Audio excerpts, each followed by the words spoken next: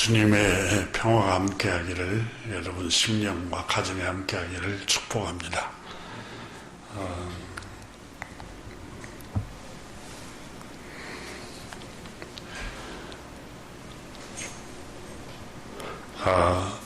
임진왜란 후에 일본과의 관계 서로 회담을 하기 위해서 우리나라에서 조선에서 보낸 문신이 일본에 파견을 받습니다. 근데 그때의 일본과의 관계를 가지기 위해서 파견을 받았던 당시의 그 일본 생활상, 일본의 그 기록을 해놓은 책이 있는데 해사견문록이라는 책이 있습니다. 다산 정약용 선생님께서 이 책을 읽고 다산 정약용 선생은 임진왜란 후의 사람입니다. 1600 초기의 사람이었기 때문에 문신이었던 당시의 경성이라는 사람이 통침부사로 일본에 다녀온 후에 작성한 견문록 일기라는 책을 읽고 다산 선생이 다음과 같은 평을 하였습니다. 의당 관찰해야 할 것은 오직 기계의 정교함과 여러 가지 군사훈련법인데 해사견문록에는 생략되었으니 이 점이 안타까운 일이다. 아마 임진왜란을 침입을 당하고 일본에 의해서 우리 조선이 어마어마한 피해를 입었잖아요. 너무 많은 희생을 치렀는데 국가를 잃어버릴 뻔했잖아요. 그래서 이제 다산 선생은 거기에 다녀온 그 통신사가 통신부사로 다녀온 그 일기에 일본이 사용했던 기계, 임진왜란 때 우리는 활을 쏘았는데 그래서 총을 쐈잖아요. 총으로 거기는 서양 문명을 빨리 받아들여서 총으로 전쟁을 했고 우리는 활을 쏘아서 그런데 막아냈어요. 대단한 민족 아닙니까? 그런 점에서는 이 권기를 가지고 힘을 합치고 우리 민족의 그 위대함이 거기에 대단한 저력이 있습니다. 그런데 다산 선생님께서는 그것만으로 족해서는 안 된다는 거예요. 일본을 다녀왔으면 그들이 사용했던 기계의 정교함과 여러 가지 군사훈련을 기록해 왔어야 했다는 겁니다. 근데 그게 빠뜨린 게, 이게 굉장히 안타까운 일이다. 그러나 우리나라 사람이 일본에 표류하면 그들은 번번이 새로 배를 만들어서 돌려보냈는데 그 배의 제도가 절묘하였다. 일본 기술이, 서양 기술이 들어가서 굉장히 절묘했다고 말하고 있습니다. 그런데 그들은 본국에, 그런데 우리는, 보냄을 받았던 우리나라 사람들은 표류하다가 본국에 들어오자마자 그 배, 일본 사람들이 만들어 주었던 그 배를 타고 왔는데 그것을 모두 부수어서 그 배에 만든 그 정교함을 전수받으려고 하지 않는 것이 굉장히 안타깝다는 거예요. 이게 안전하게 다시 배를 타고 온 것만 안도하지 그들이 가졌던 그 기술을 엿보고 그 기술을 우리가 배우지 않는 것이 우리 민족이 외세의 침입에 의해서 괴롭힘을 당할 수밖에 없고 나라를 빼앗길 수 있는 위기를 당할 수밖에 없는 원인을 찾으려고 했던 겁니다.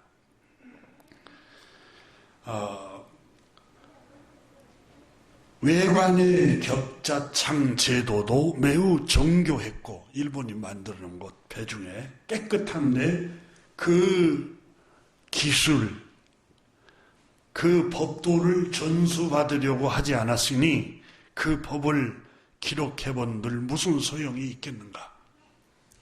지난번에 문추공 유성룡이 아니었더라면 조총의 제도마저 끝내 우리에게 전해지지 못했을 것이다.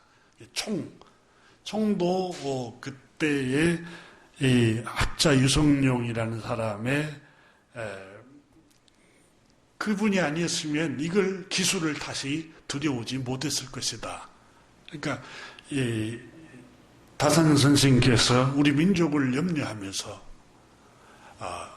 기술만이 또 우리가 과학 문명을 받아들이고 그걸 배워야만이 나라를 유지할 수 있고 강하게 만들 수 있다라는 것을 그때부터 역설을 했습니다.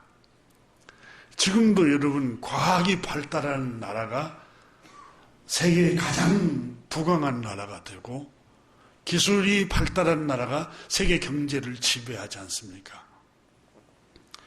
그래서 다산 선생은 자기 두 아들에게 보낸 서신에서도 배우려는 마음이 없으면 항상 도태하고 만다. 배우고 나갈 때 더 새로운 세계가 열리고 더 많은 기술 과학이 발전해서 나라는 국민들은 행복해진다는 겁니다. 동양고전 논어에도 공자 선생께서 배우고 익히면 또한 즐겁지 아니한가. 배우고 모르는 것을 하나씩 배워가고 익혀가는 것처럼 즐거운 일이 없다는 거예요. 하나님의 말씀, 천지를 창조하시고 우리를 만드신 창조주 하나님께서 잠언 24장에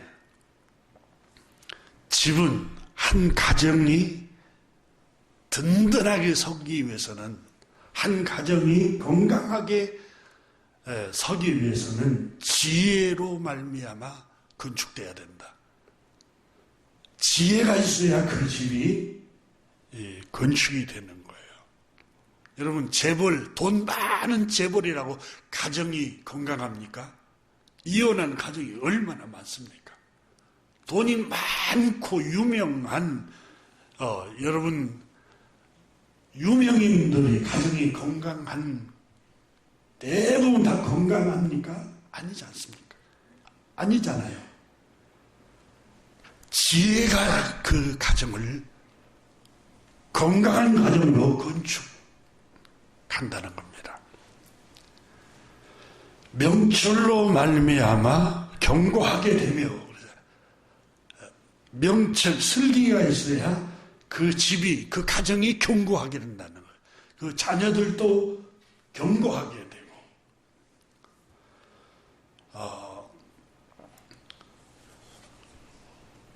국립과학원에서 나온 국어사전을 이렇게 보니까 지혜란 이렇게 국어사전에 정리를 해서 사물의 이치를 빨리 깨닫고 사물을 정확하게 통찰하며 처리하는 정신적인 능력, 이걸 지혜라고 했어요. 그 집이 온전하게 세울 수 있고 온전한 가정을 이루려면 지혜가 있어야 된다는 거예요. 하나님의 말씀에. 사물의 이치를 빨리 깨닫기 위해서는 사물의 이치를 빨리 깨닫는 게 지혜라는데 그 분야에 아는 지식이 있어야 사물의 이치를 깨닫죠. 명철이라는 단어는 분별력, 이성, 지혜, 지식의 힘, 통찰력이라는 번역이었습니다. 원문에. 가정이 견고하게 되고 튼튼하고 어떤 환난과 비바람이 불어도 무너지지 않는 비결은 분별력과 지혜와 지식과 통찰력이 있어야 그 가정이 견고하게 세워질 수 있고 그 나라도 국가도 견고하게 세워질 수가 있다는 거예요. 잠언 24장 4절에 또 방들은 지식으로 말미암아 각종 귀하고 아름다운 보배로 채우게 되느니라 그랬어요. 원문의 방을 보니까 가장 안쪽 내부를 말하고 있어요. 우리 내면의 세계를 말하기도 하고 가정이 겉보기에는 부자예요. 겉보기에는 명품을 가지고 다녀요. 근데 그 가정의 내부를 들어가 보니까 불행해요. 다를 화목하지도 못해요. 가족끼리 친밀감도 없어요. 돈은 있는 것 같은데 불행하게 살아가요. 내부에 지식으로 말미암아 각종 귀하고 아름다운 보배로 채우느니라.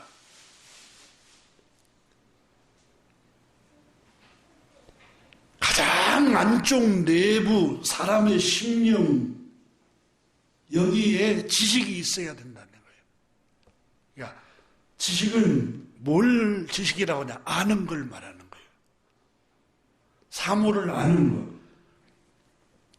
근데 그게 아름다운 보배로 채우게 된다라는데 아름다운이라는 말은 기쁘고 유쾌한, 상쾌한 이게 심령이 상쾌하고 유쾌해지고 행복해지는 게 알아가는 데 있다는 거예요. 알아가는 데. 지식은 어떤 대상에 대하여 명확한 인식, 이해하는 걸 지식이라고 합니다.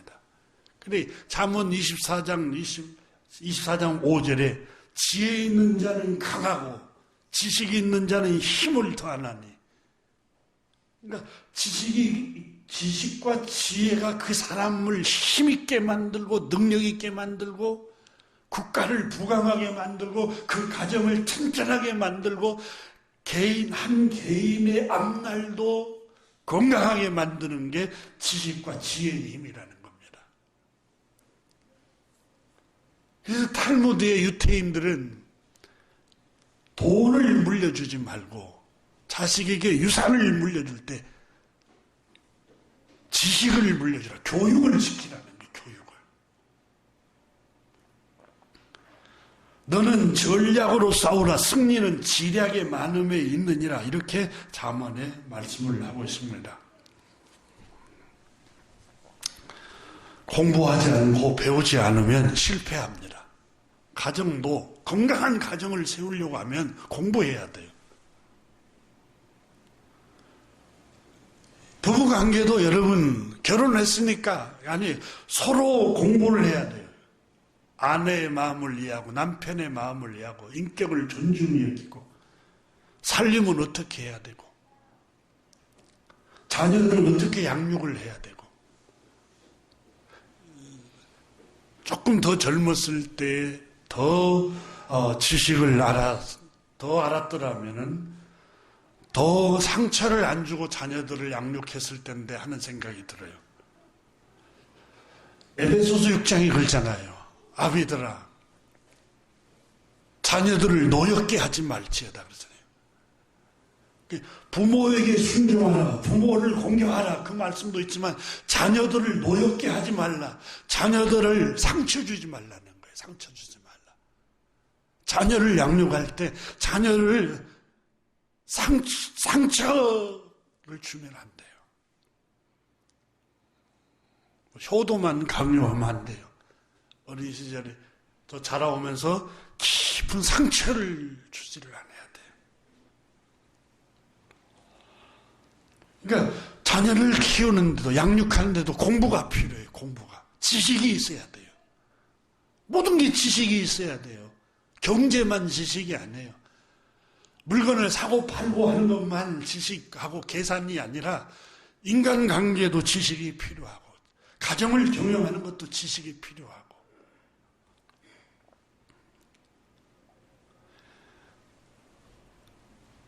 잠언 10장 21절에 지식이 없어 죽느니라 그랬어요. 지식이 없으면 실패한다 그 말이에요. 호세아 4장 6절에는 내 백성이 지식이 없으므로 망하는도다. 실패하는 이유가 뭐냐? 지식이 없으면 실패한다는 거예요. 여러분, 다산 선생이 임진왜란 때 저 일제 만행을 저지른 저 일제에 우리가 당한 이유가 기술이 없어서, 무기를 사용하는 기술을 한 번 실패를 했으면 그 기술을 익혀서 우리가 무장을 해야 되는데 안타까워했잖아요. 호세아 선지자도 내 백성이 지식이 없으므로 망하는도다 그래서 지식이 없으므로. 동양고전 손자병법에도 적을 알고 나를 알면 100번 싸워도 위태로울 것이 없다. 장사를 해도 여러분 내 실력을 알고 내 기술을 알고 또 물건을 사가는 사람들의 성향도 알고 그들이 뭘 요구하는가도 알아야 지식이 있어야 되잖아요. 적을 모르고 나를 알면 승과를 주고받을 것이며 한쪽만 알면 한 번 실패하고 한 번은 승리하지만 한 번은 또 실패한다는 거예요. 다 알아야 된다는 거죠. 적을 모르는 상황에서 나조차 모르면 싸움에서 반드시 위태롭다 그랬어요. 생각해 보세요. 나도 몰라요. 자만만 해요. 자만. 여러분 운전으로 예를 들어요. 운전은 여러분 1초에 100m를 달려올 순간적으로 이 차가 고속도로에서 달려오잖아요. 순간적으로. 그러니까 편리하게 하지만 1초 만에 죽음과 삶이 사선을 넘나다는 게 자동차입니다. 무서운 거예요. 즐거운 것만 생각하면 안 돼요. 죽을 수 있어요. 순간적으로. 스릴을 느끼기 위해서 여러분 가속력을 밟으면 죽을 수도 있어요. 그 지식이 없으니까 즐거움만 생각하는 거예요. 미련한 거예요. 무식하고 미련한 거예요. 지식이 나를 알고 또 적을 알면은 위태롭지가 않아요. 세상에 2023년이 됐지만 새해가 밝아서 불안하고 우울한 소식밖에 들려오지 않습니다. 코로나로 지난 몇 년간 불안과 두려움 속에서 살았습니다. 마스크를 쓰고 자유롭게 왕래하지도 못하고 사람들끼리 만날 수도 없고 또 친족 간에도 방문을 할 수 없는 그런 위태위태한 시간을 보냈죠. 작년부터는 인플레이션, 물가 압력 상승으로 사업이 안 되고 장사가 안 되고 경기가 좋지 않아서 불안해합니다. 또 서민들은 이자를 내야 되기 때문에 이율이 높아지니까 너무너무 살기가 힘들어집니다. 2023년에는 이제 경기 침체가 온다고 대대적으로 매스컴에서 보도를 합니다. 불안하다고. 우리나라와 우크라이나와 러시아의 전쟁으로 사람들이 전쟁터에서 죽어나가고 유럽에서는 에너지, 원자재, 물가가 치솟고 우리가 살고 있는 한반도에 그 유럽이 전쟁이 일어나니까 여러분 우리나라는 수출 국가잖아요. 물건을 팔아야 되는데 세계 각국이 경제가 어려우니까 물건을 안 사가니까 한국이 제일 큰 타격을 받죠. 불안한 새해라고 계속해서 매스컴에서 보도합니다. 세상 살아가는 자체가 여러분 늘 불안한 소식밖에 없습니다. 주변에. 이보다 더 큰 근본적인 두려움, 불안이 있습니다. 그 불안, 두려움, 우울함은 바로 이 세상을 누구나 다 한 번은 다 떠나가야 한다는 죽음이 다가온다는 겁니다. 젊은 사람이나 중년이나 노년이나 다 죽음이 점점 다가오고 있습니다. 그런데 이 사단은 이 죽음과 이 세상을 떠나야 된다는 것 때문에 사람들을 불안하게 만듭니다. 그런데 성경은 두려워하지 말라. 놀라지 말라. 염려하거나 불안해하지 말라. 기뻐하고 감사하며 즐거워하면서 살아가라. 이렇게 말씀합니다. 왜 그렇습니까? 구원의 소식이 있다. 이렇게 말씀합니다. 복음, 기쁨의 소식, 구원의 소식, 그 놀라운 소식을 우리에게 성경은 우리에게 전해주고 있다는 사실입니다.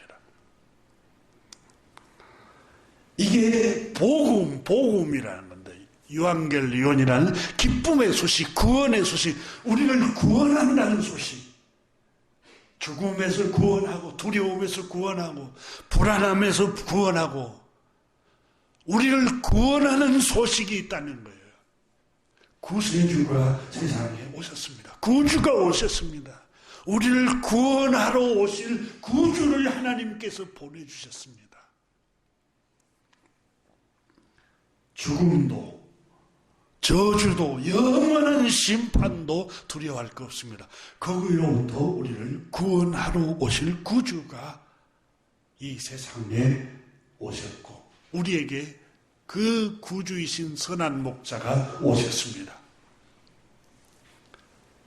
이걸 복음이라고 말하고, 이 복음이 바로 하나님의 아들 우리 구주 예수 그리스도이십니다.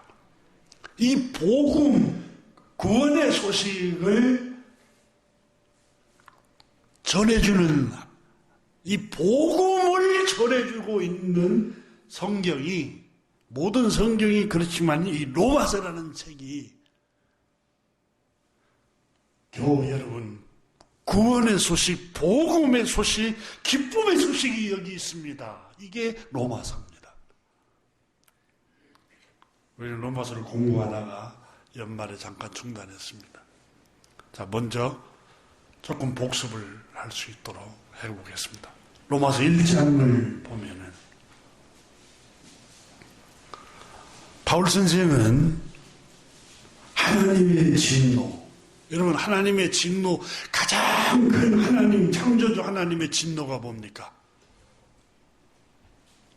창세기에 보면은 하나님의 진노는 너는 흙이니 흙으로 돌아가라. 하나님의 형상을 따라 사람을 창조하시되 영생하는 복을 주셨어요. 그런데 영생하는 나무에 접근하지 못하도록 너는 흙이니 흙으로 돌아가라고 사망을 선고했고, 땅에는 가시덤불이 일어나서 서로 갈등과 반목과 시기와 미움으로 가인이 자기 형이 아벨을 죽이는 그런 저주가 임하가, 미움과 시기가 임하고, 이런 갈등이 임하고, 살인이 임하고, 이런 하나님의 진노로 임한 사건입니다. 아담과 하와가 우리 인류의 조상이 하나님의 말씀에 범죄함으로, 그리고 이 땅에 질병, 온갖 질병과 저주가 들끓고 있는 하나님의 진노가 왜 임합니까? 로마서 1장 18절에 바울 선생은 하나님의 진노는 불의 때문에 임합니다. 진리를 막는 사람들의 모든 경건치 않음 때문에, 진리를 거스르기 때문에 하나님의 진노가 임합니다. 진리의 말씀, 진리가 뭡니까? 창조주 하나님 말씀을 거스르기 때문에 하나님의 진노가 임하는 겁니다. 바울 선생은 그렇게 말씀합니다. 불의에 대하여 하늘로부터 나타나나니, 하나님의 진노는 불의한 일 때문에 진노하십니다. 이렇게 말씀하고 있습니다. 그러면 불의 때문에 하나님의 진노가 임하는데, 불의가 뭡니까? 진리의 말씀을 가로막는 인간의 모든 행동을 말합니다. 그걸 기독교 용어로 불순종이라고 합니다. 말씀의 불순종.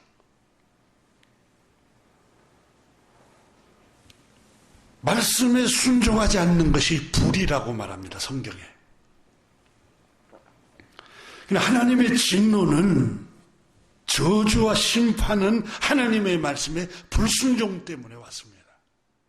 여러분 기회 있으시면 집에 가서 신명기 28장의 저주가 왜 임하는가, 하나님의 진노가 임하는 이유, 신명기 28장에 하나님의 진노인 진노 저주가 임하는 이유에 대해서 기록합니다. 교회를 잘못 섬겨서 저주가 임하고 그렇지 않습니다. 무슨 교회에 충성하지 않아서 진노가 임하고 전혀 그렇지가 않습니다. 하나님의 저주와 진노는 말씀에 불순종해서 그렇습니다. 하나님의 말씀에 불순종해서 저주가 임하는 것.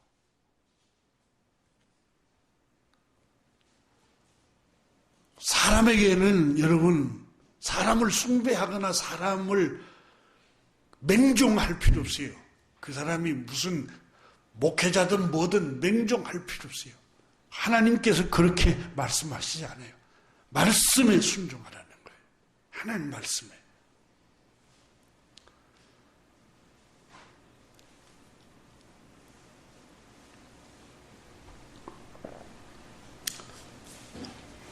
말씀에 불순종한 것 가운데 제일 하나님 말씀에 인간에게 주신 제1계명이 뭡니까?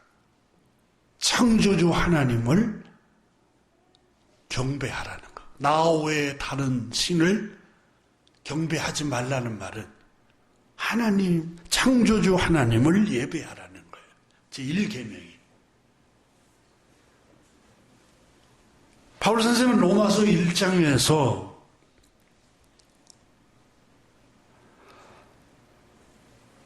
창세로부터 1장 20절에 그의 보이지 아니하는 것들, 그의 영원하신 능력, 하나님의 능력, 창조주 하나님의 영원하신 능력, 신성, 거룩함이 그가 창조주 하나님께서 만드신 만물에 분명히 보여 알려졌나니, 하나님이 지으신 만물을 보면은 창조주 하나님이 살아계신다는 것을 알 수 있다는 거예요.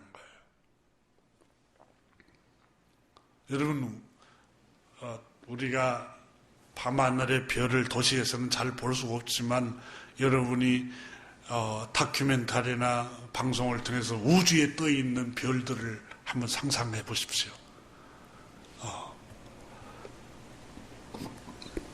셀 수가 없어서 하늘의 별을 과학자는 무한대라고 그래요. 무한대. 셀 수가 없어요. 바다의 모래알보다 더 많아요. 근데 거기에 떠 있는 별 중에 하나가 지구예요. 지구. 그러면 이 우주가 어마어마하게 광대합니다. 그 우주 안에 떠 있는 별 중에 지구라는 곳에만 물이 존재하고 생명이 존재합니다.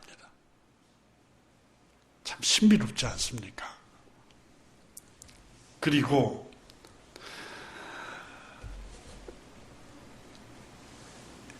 하루에 한 바퀴씩 이렇게 자전을 해요, 자전을. 그러니까 수백 년, 수천 년, 수만 년 동안 일정하게 그게 낮과 밤이 있는 거예요, 낮과 밤이. 여러분, 자전을 하면 에너지는 쓰면 고갈이 되잖아요.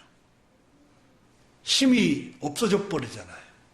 그래, 지구가 그 큰 거대한 행성이 도는데 일정하게 힘이 사라지지 않고 있어요. 그리고 태양 주위를 1년에 한 바퀴씩 그대로 그 속도로 그 간격을 유지하면서 돌고 있어요. 그래서 사계절이 수백 년, 수천 년, 수만 년 동안 일정하게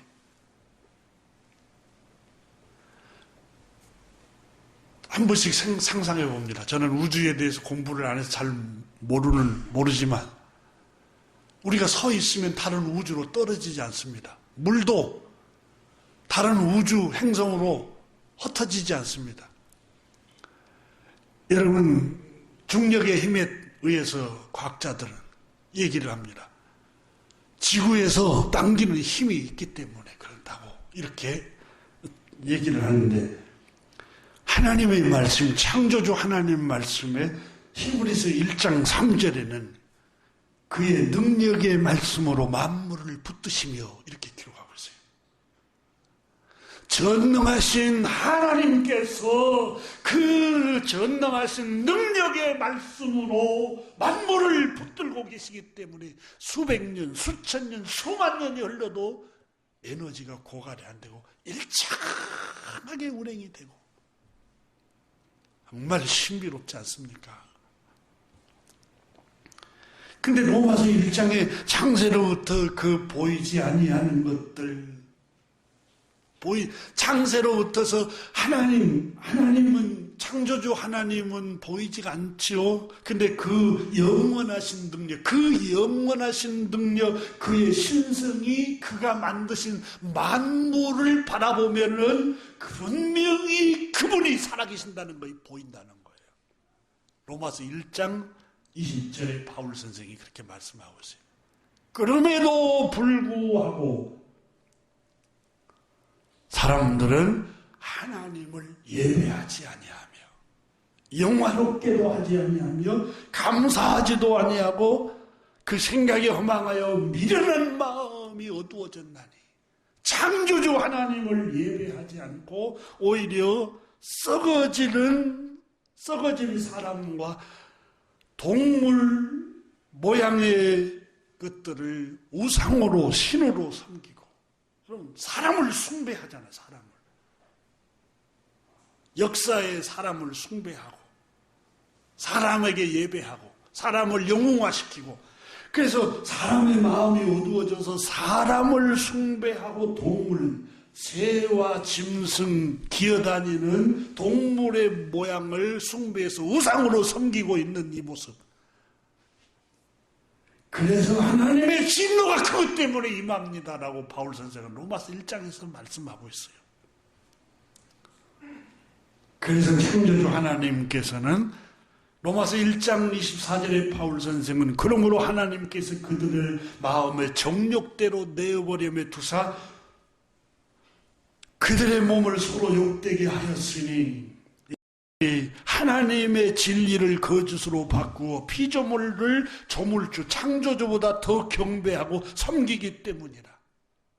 주는 영원히 찬송하실 이로다. 하나님께서 진노하신 이유는 창조주 하나님을 경배하지 않기 때문에 그래요. 그리고 그분의 말씀에 순종하고 복종하지 아니했기 때문에 창조주 하나님께서 진노하셔서 인간을 유기해 버렸어요.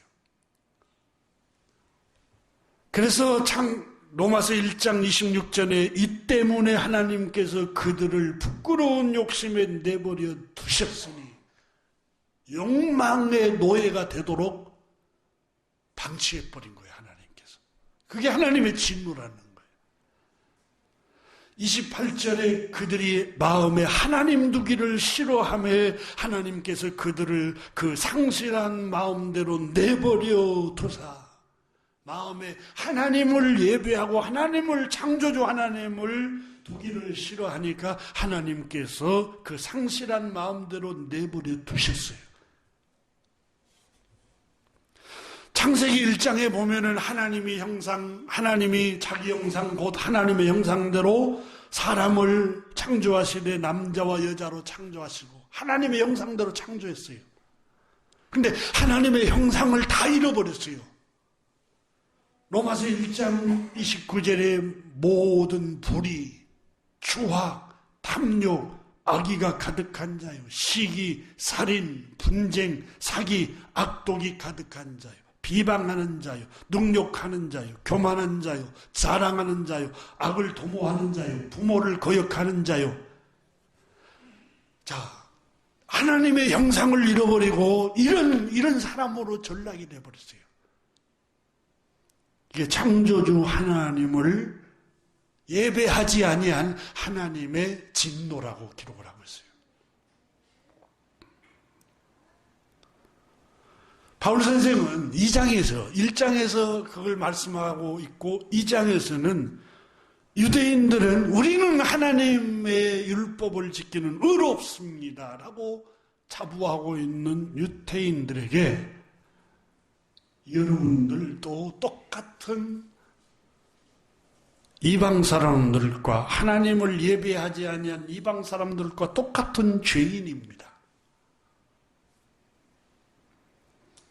로마서 2장 17절 이하에 보면은 율법에 전적으로 의지하고 하나님을 자랑하고 하나님 뜻을 알고 율법을 배워서 분별할 줄도 알고 눈먼 사람의 인도자가 되고 어둠 속에 있는 사람의 빛이 될 수 있다고 스스로 자부하고 있는 유대인 여러분은 왜 남을 가르치면서 자기 자신은 실천하지 않습니까? 도둑질을 하지 말라고 하면서 설교하면서 왜 당신은 도둑질합니까? 탐욕을 품지 말라고 하면서 왜 탐욕을 품습니까? 남들을 간음하지 말라고 하면서 왜 음탕한 마음을 품습니까?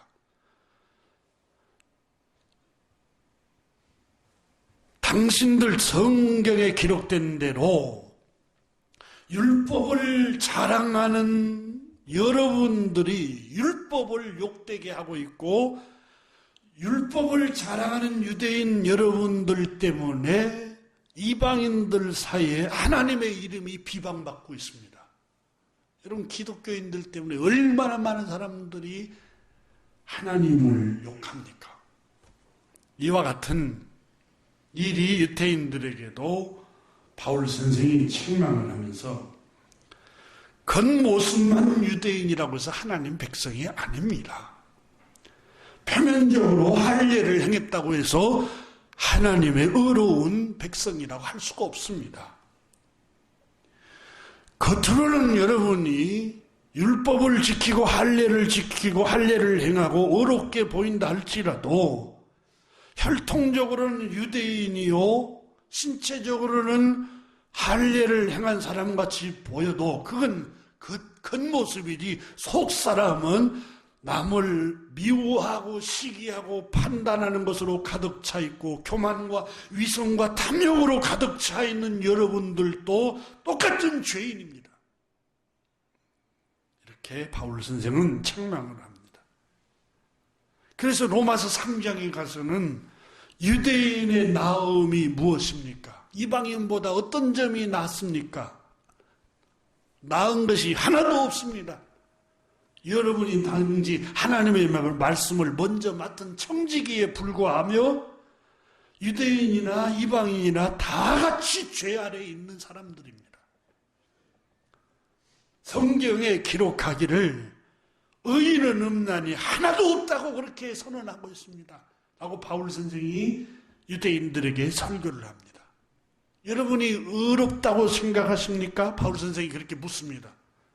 여러분 목구멍에서, 여러분 목에서 나오는 말들을 생각해 보십시오. 늘 속이는 말, 저주하는 말, 상처 주는 말, 목구멍 열린 무덤이요. 늘 저주하고 독사의 독이 있고, 우리가 그렇지 않습니까? 저희 어머님이 살아계실 때 우리 아버님한테 너희 아버지는 다른 사람 앞에서 나를 창피를 너무 많이 준다. 너는 절대 그러지 말아라. 이렇게 교육을 시키셨어요. 그 옳은 말씀이에요. 여러분, 부부간에도 내 아내니까, 내 남편이니까 이해하겠지. 그러면 안 돼요. 인격을 존중해야 돼요. 여러분도 내가 곤란해 있을 때 배우자가 나를 창피를 주는 말을 할 때 얼마나 곤란합니까? 상대방도 똑같아요. 존중해야 돼요. 특히 단둘이 있을 때는 그렇게 할 수 있는 경우도 없지 않아 있을 수도 있겠지만, 삼자가 왔을 때는 다른 사람 앞에서 인격을 모독해서는 안 돼요. 근데 바울 선생은 유대인들에게 너 입은 목구멍은 열린 무덤이요, 입에는 저주와 악독이 가득한데, 상처 주는 말로 가득 찬데 너희가 하나님 앞에 어렵다고 할 수 있느냐? 너희들 똑같은 죄인이라는 거예요. 그러니까 유대인들은 율법을 지켜서 자기는 의롭다고 스스로 생각하고 의로움에 이르려고 했어요. 의로움에. 근데 바울 선생은 그렇게 말씀합니다. 유대인이나 헬라인이나 하나님 앞에서는 다 죄인입니다. 그러면서 율법으로는 하나님 앞에 의에 이를 수가 없습니다. 인간은 율법으로 의에 이를 수가 없어요. 율법의 행위로 완벽한 의의 상태에 이를 수가 없어요. 율법으로는 죄를 인식하고 내가 죄인이라는 사실을 깨닫게 해주는 말씀입니다. 생명의 빛입니다. 이렇게 말씀을 하고 있습니다. 여러분, 로마서 3장을 같이 봅니다.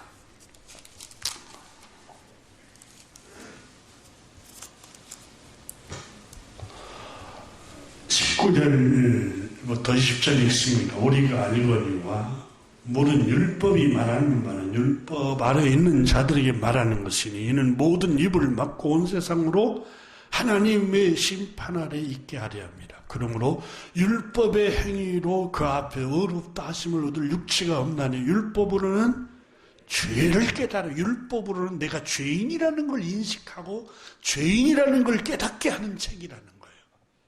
근데 이 율법을 통해서 내가 의로워지려고 하는 것 자체가 얼마나 교만이겠습니까? 유대인들이 어마어마한 교만입니다. 나는 율법의 행위로 의에 다다를 수 있어. 하나님의 하나님의 거룩함에 다다를 수 있어. 그럴 수 있는 존재야. 이렇게 생각하는 것 자체가 어마어마한 교만이라는 거예요. 율법은 너는 희망이 없는 존재야. 너는 비천한 사람이야. 너는 죄 먹구멍은 열린 무덤이요, 입에는 입술에는 거짓과 악독이 가득 찬 사람이요, 마음에는 시기와 탐욕과 간음과 악함으로 가득 차 있는 모습이야. 율법이 너를 비추고 있어. 율법은 너라는 사람이 누구인가, 나라는 사람이 누구인가를 보여주는 거울이고 빛이야. 근데 율법으로 나는 의로워질 수 있어. 얼마나 가당치도 않는 생각을 유대인들이 했습니까? 그리고 율법으로는 죄를 깨달으며 내가 죄인이구나. 정말 나는 몹쓸 죄인이구나. 내 안에는 시기와 미움, 탐욕, 악독으로 가득 차 있고 겉모습은 신사같고 숙녀 같은데 내 안에 내면에는 너무너무 많은 더러움과 악이 가득 차 있구나. 이걸 깨닫게 한다는 거예요. 그래서 이걸 깨닫게 함으로써 주님, 이 악으로부터, 이 죄로부터서 나 어떡하죠? 난 스스로는 비참한 존재임을 내가 알게 됐습니다. 누가 나를 여기서 구원해 줄 수 있겠습니까? 하나님, 이 죄와 저주와 악으로부터 구원할 구주를 보내주십시오. 율법이 구원자를 찾게 한다는 거예요. 그래서 갈라디아 교회에 보낸 서신에서 율법은 구주께로 인도하는 인도자다. 몽학 선생 인도자라고 그러세요. 그러니까 우리가 어린아이를 손잡고 안전하게 길을 건너서 학교로 인도하고 학교에서 안전하게 길을 건너서 집으로 이렇게 안전하게 인도하듯이 율법은 우리 손을 잡고 너 어떤 존재인 줄 알아? 네 존재가 이렇게 비참해. 너에게는 구세주가 필요해. 너에게는 구원자가 필요해. 이걸 알려주고 우리를 붙들고 구원자, 구주이신 하나님의 아들, 율법과 선지자들에게 약속하신 구주이신 예수 그리스도께로 끌고 인도해가는 게 율법이라는 거예요.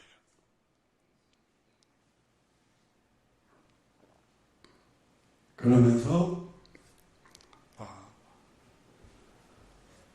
하나님께서는 우리의 그 비참함을 알고 죄인됨을 알고 스스로는 의로워질 수 없음을 알고 저주와 진노받을 자임을 알고 불쌍히 여기시고 너 힘으로 우리의 연약함을 아시고 연약함을 짓밟거나 멸시하지 아니하시고 연약함을 안타까워하시고 불쌍히 여기셔서 구주를 세상에 보내주셨어요. 그분이 바로 율법서와 선지자들의 입을 통해서 하나님께서 약속하신 하나님의 아들 우리 주 예수 그리스도이십니다. 그분을 믿음으로 값없이 모든 죄인들은 하나님이 그저 주는 선물로 의롭다고 용서해 주시고 구원해 주십니다. 바로 4장에서는 우리 유대인들이 가장 역사상 존경하고 자기들의 선조라고 일컫는 아브라함, 바울 선생이 아브라함을 생각해 보십시오. 아브라함이 어떻게 하나님께 인정을 받았습니까? 하나님께 아브라함 처음 하나님께 부름을 받았을 때 아브라함이 어떻게 의롭다고 인정을 받았습니까? 75살 때 하나님의 부르심을 받았잖아요. 100세의 아들을 낳고 75세 때 하나님의 부르심을 받자 하나님께서 아브라함을 의롭다고 칭해주신 이유가 뭡니까? 창세기 15장 6절에 아브라함이 그 말씀을 믿음으로 하나님의 말씀을 믿음으로 여호와께서 그를 의롭다 여기셨다. 믿음을 보시고 의롭다고 해주셨습니다. 아브라함은 본래 갈대아 우리에서 이방인이었습니다. 우상을 섬기는 나라에서 살았습니다. 하나님이 그곳에서 부르셔서 하나님 말씀을 믿을 때 하나님이 아브라함을 의롭다고 칭해 주신 것입니다.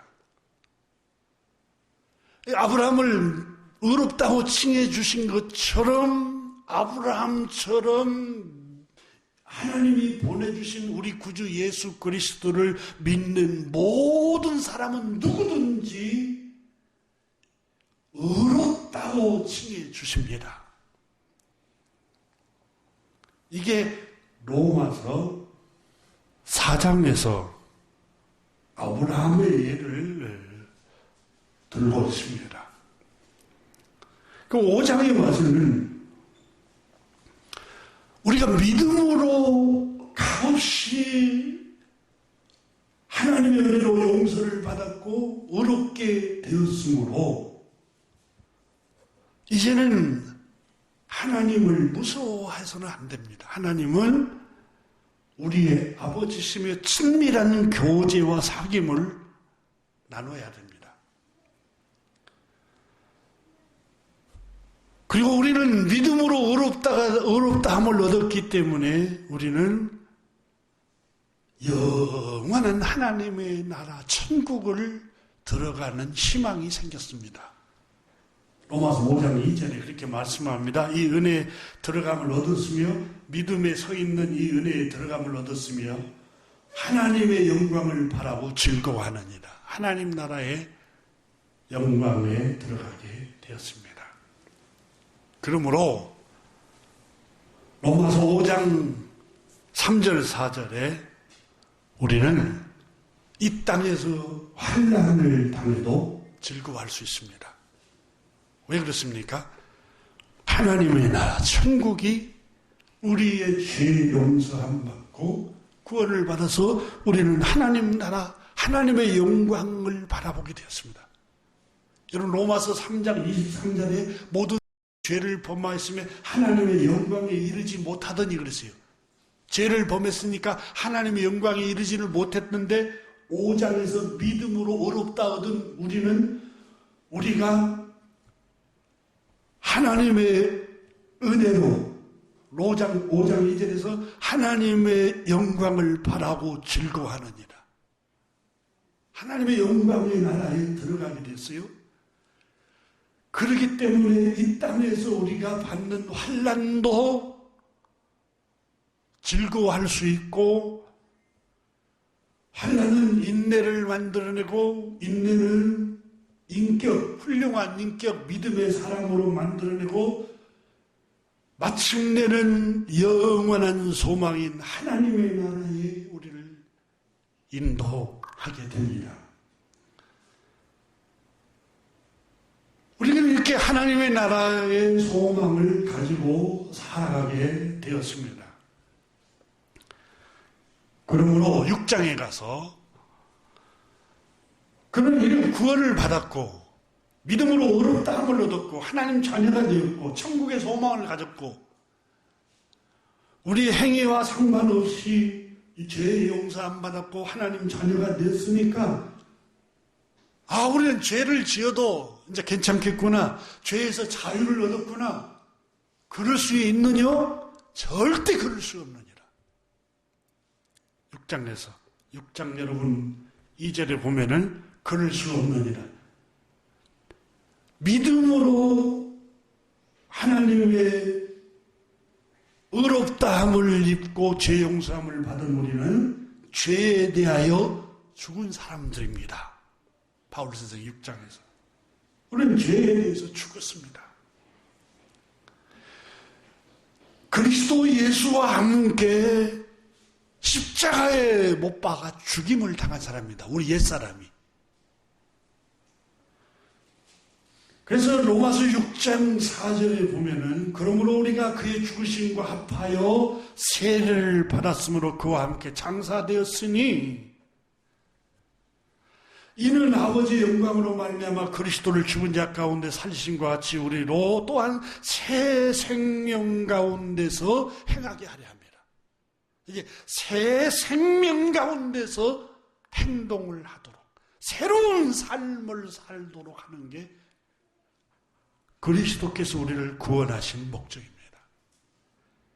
그래서 6장 6절에 우리가 알거니와 우리의 옛사람이 예수와 함께 십자가에 못 박힌 것은 우리 옛사람이 뭡니까? 죄의 사람, 정욕, 욕망의 사람이 십자가에 못 박아 죽고 이제는 우리가 죄에게 종노릇하지 아니하려 함이니 종이 뭡니까? 주인이 지시한 대로 하는 거예요. 그러니까 죄에게 종노릇하지 않는단 말은 죄의 유혹하는 대로 끌려가지 않는 거예요. 죄라는 이 욕망이 마음을 충동하고 우리 생각을 충동하는 대로 지금까지는 옛날에는 끌려다녔어요. 그런데 그리스도를 믿고 그리스도께서 우리 죄를 용서하시고 우리를 의롭다 하셨기 때문에 우리는 그 죄에 끌려다녔던 그 삶이 이미 예수 그리스도와 함께 십자가에 못 박아 죽었으므로 이제 새 사람이 되었으므로 죄의 종로로 탄다는 것은 참으로 주님의 은혜를 알지 못하는 행위입니다. 바울 선생이 그렇게 얘기를 하고 있는 거예요. 그러므로 우리는 이제는 로마서 6장 11절에 이와 같이 너희도 너희 자신에 대하여 죄에 대하여 죽은 자요 그리스도 예수 안에서 하나님께 대하여 살아있는 자로 여길지어다. 12절에 그러므로 너희는 죄가 너희 죽을 몸을 지배하지 못하게 하여 몸의 사욕에 순종하지 말고 이제는 믿음으로 값없이 그리스도께서 십자가에서 흘리신 그 피로 내 죄를 용서하셨고 값없이 믿음으로 구원받았고 그저 주신 은혜로 하나님 자녀가 되었으므로 다시는 죄의 종로로 돼서는 안 됩니다. 우리가 지은 그 죄 때문에 죄 없으신 그리스도께서 십자가에서 피 흘려 죽으셨습니다. 내 죄 때문에.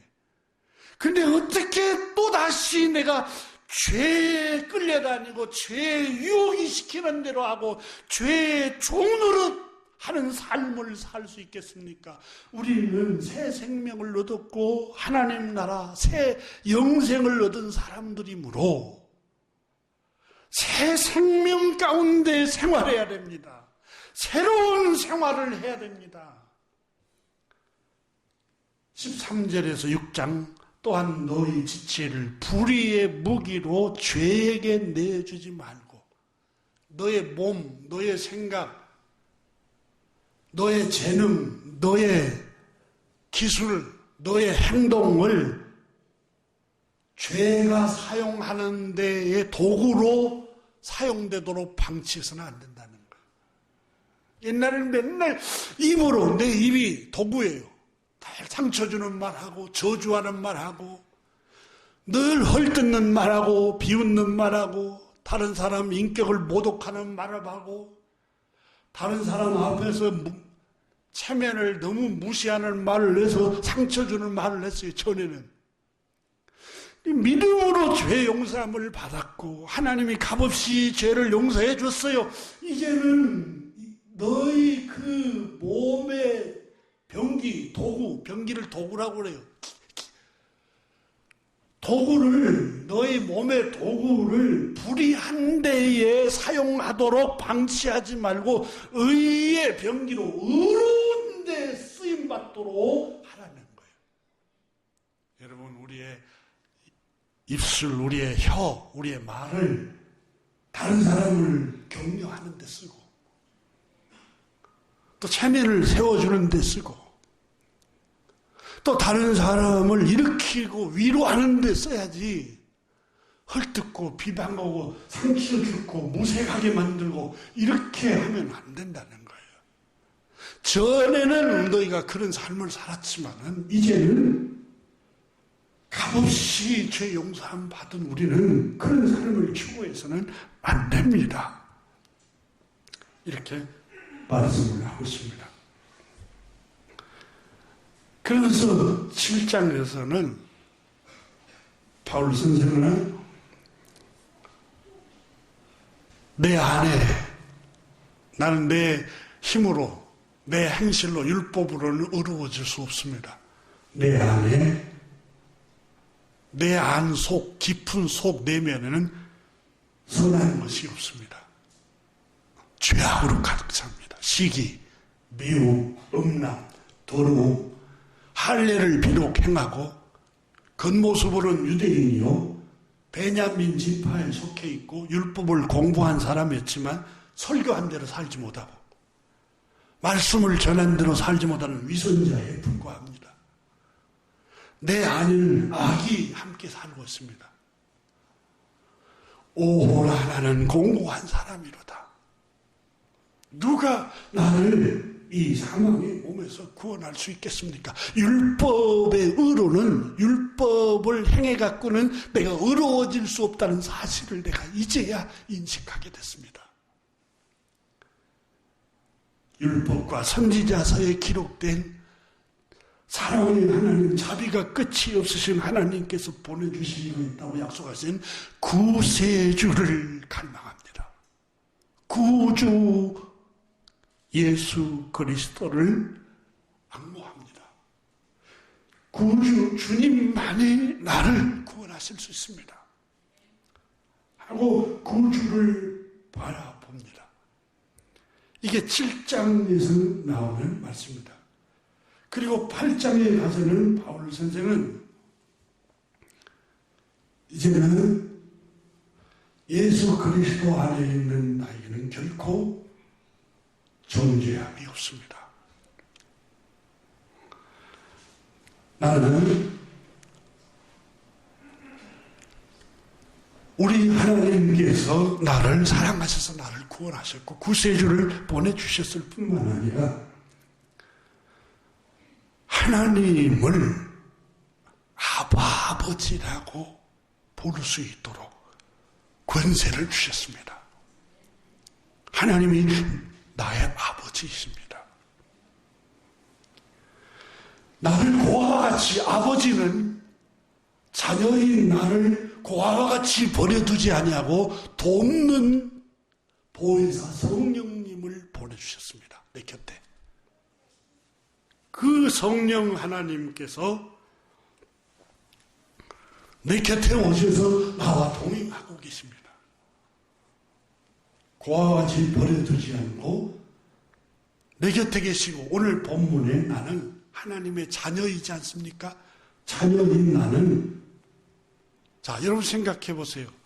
부모의 유산이 우리나라에 누구에게 갑니까? 자녀에게 가죠. 자녀에게. 그렇잖아요. 자녀에게 갑니다.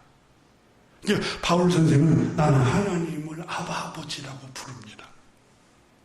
그러니까 로마서 8장 17절에서 이렇게 말씀합니다. 보세요.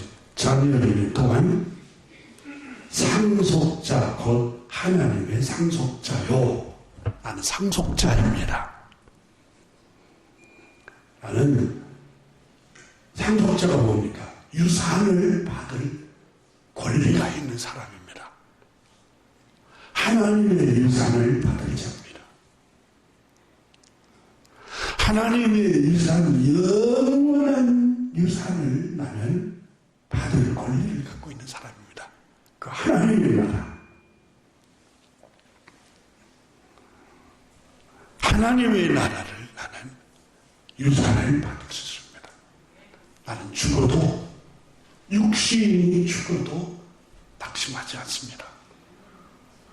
환난을 당해도 절망하지 않습니다. 난 하나님의 자녀요. 하나님 나라인 영원한 하나님 나라를 나는 상속받을 것입니다. 지금 그 얘기를 바울 선생이 하고 있습니다. 계속해서 다음 주에 하나님의 유산인 상속에 관해서 더 같이 나눌 수 있도록 하겠습니다. 사랑하는 교회 여러분, 우리는 하나님 자녀들입니다. 하나님의 상속자입니다. 강하고 담대하게 살아가십시오. 기도하겠습니다.